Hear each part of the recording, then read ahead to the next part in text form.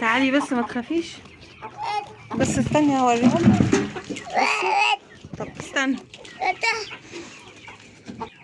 السلام عليكم ورحمة الله وبركاته. ازيكم عاملين ايه؟ اتمنى تكونوا بخير. الفيديو بتاعنا النهارده برعاية عمرو، وكمان هقول لكم البطة بتاعتنا عملت معانا ايه. هقول لكم لو انتوا عندكم طير عينيه وجعاه او لقيتوا عليه اي اعراض كده، كسل او خمور، ازاي نتصرف معاه.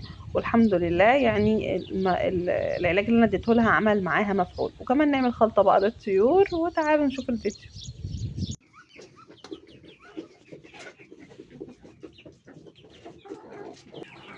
بصوا البطة دي الصبح انا لقيتها يعني مش احسن ما يكون. حاسه انها كده مغمضه عينيها ومش فايقه. بصوا عينها مغمضه اهي، حتى هي مرغرغه شويه. بتحاحي، هي خايفه مني. ماشي، فانا هعمل لها ايه؟ هديها حبايه اسبرين. ده اسبرين اهو، اسبرين عادي. هي ممكن تكون مصدعه، تكون عندها بوادر برد، انا مش عارفه. بس انا هديها حبايه اسبرين، وهدهن لها عينيها اي مرهم اطفال لالتهاب العين اهو. هنا هديها ترايميسين، ماشي، اي مضاد حيوي بقى، وممكن قطره كمان، بس المرهم ممكن من مره بيجيب نتيجه. فانا هديها دي ودي حبايه كاننا بنزغط. هنفتح بقها ونديها لها اهي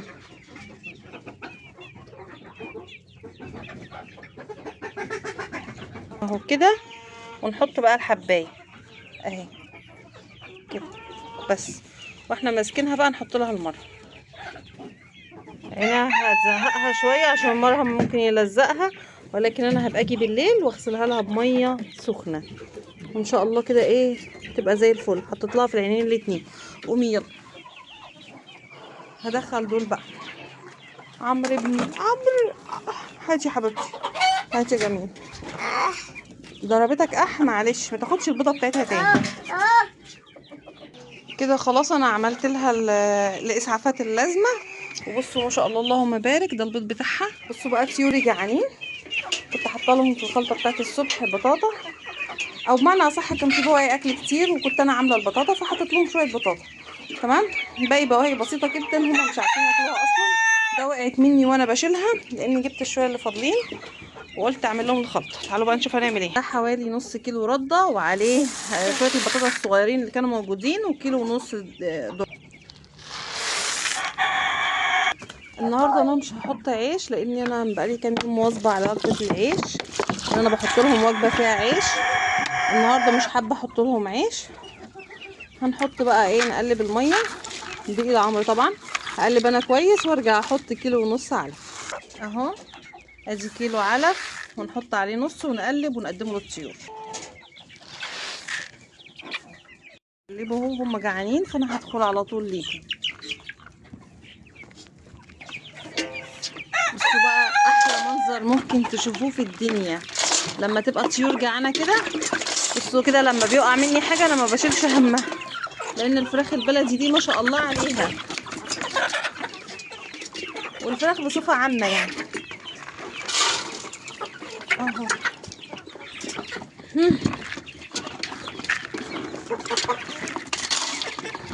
يعني دول معاهم كيف برضه، الله اكبر عليهم. بصوا بقى الخناقات اشتغلت.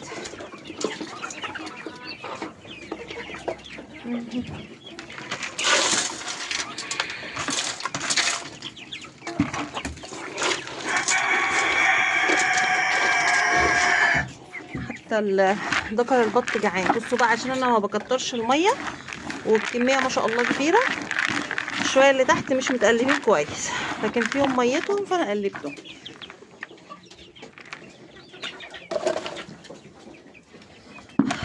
الحاجات اللي زي كده الاواني نحاول ان احنا ننضفها. ما شاء الله اللهم بارك، اللهم بارك اهو.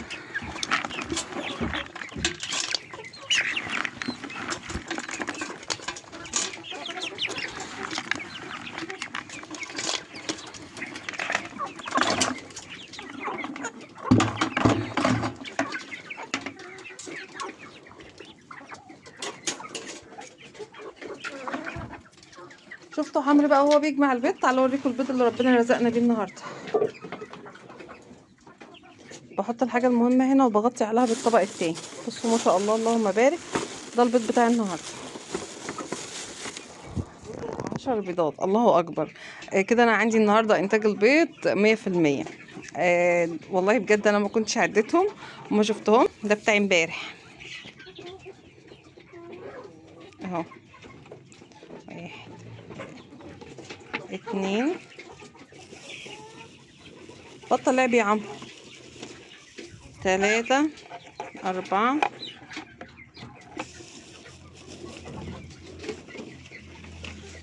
5 6 7 8 9 10. برضو بتاع امبارح 10. اللهم بارك. في واحدة اللي كنت حطاها الرقوبة لوحده.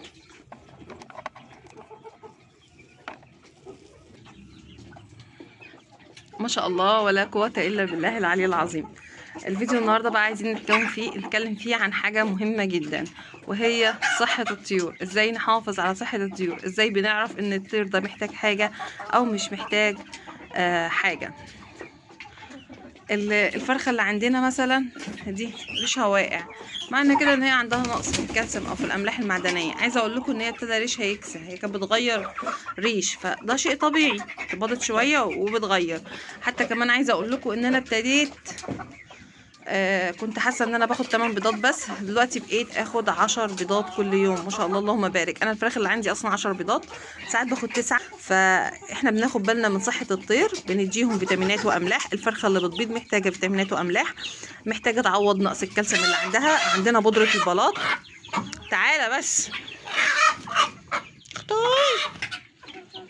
فلازم نعوض نقص الكالسيوم ده. عندي طيور صغيره محتاجه فيتامينات واملاح بديهي، فلازم نعوض نقص الكالسيوم او نقص الفيتامينات والاملاح ده، بالذات لما تبقى لسه بتكمل ريش. بيعض ده. لا مش ده اللي بيعض. المهم عمرو النهارده مش هيخلينا نتكلم عن حاجه. الفيتامينات والاملاح لازم تكون موجوده عندنا على طول باستمرار، سواء الطيور صغيره، سواء الطيور بتغير بيض، بتغير ريش. ده استنى بقى يا عمرو. بتغير ريش البيضه. بتغير ريش. بصوا ما شاء الله اللهم بارك. هات هات هات هات عشان ما تكسر. فراخ بتبيض، بط بيبيض، بديهي ان هما محتاجين املاح وفيتامينات. عندنا بط برضو عشان ما يبقاش فيه كساح، لازم نبقى برضو عندنا بنديله فيتامينات واملاح. طبعا احنا عندنا بودره البلاط، الصديق لينا. بعيدا عن بودره البلاط بيكون معانا برضو الجرجير، الكرات، الخضرة اللي هي كزبرة وبقدونس وشبت. الحاجات دي بتكون مفيدة جدا. طبعا برضو البرسيم مش هنقول لا، بس ما نكترش فيه عشان ما يعملهمش اسهال. طبعا كمان احنا بنعمل لهم خلطات زي البطاطا كده على العلف.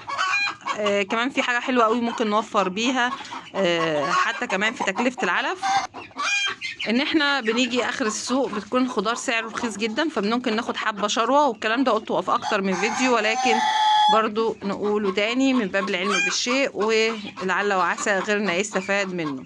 ودي وجبه اخر النهار. بصيت على البطه لقيتها برضو عينيها تعبها شويه، ولكن في تحسن، فدهنتلها من المرهم تاني. واديتها كمان حبايه اسبرين، والحمد لله اللهم بارك. يعني الصراحة كان قلبي وجعني عشانها، وبالذات انها بتبيض. وطبعا موضوع انها بتبيض وداخلة على رقاد ده اكيد اصلا بيضعف مناعتها من غير حاجة، فلازم ان احنا نهتم بيها وبصحتها. وفي الوقت ده حطيت لها شوية برضو املاح وفيتامينات في السقوة بتاعتها، من باب الاهتمام بيها، وان انا اقويها كده واغذيها. والحمد لله ولله الحمد بقت كويسه وصحتها كويسه. وكمان ان شاء الله ترقد معانا وتطلع لنا بط على خير. لغايه هنا بيكون وصلنا لنهايه الفيديو، واتمنى يكون الفيديو فيه معلومه حتى ولو معلومه بسيطه تستفادوا منها. ما تنسوش لو عجبكم الفيديو تحطوا لنا لايك، وكمان كومنت زي حلو زيكم يفرحنا ويشجعنا، وجزاكم الله عنا كل الخير. لغايه هنا اقول لكم اشوفكم فيديو جديد، مع السلامه.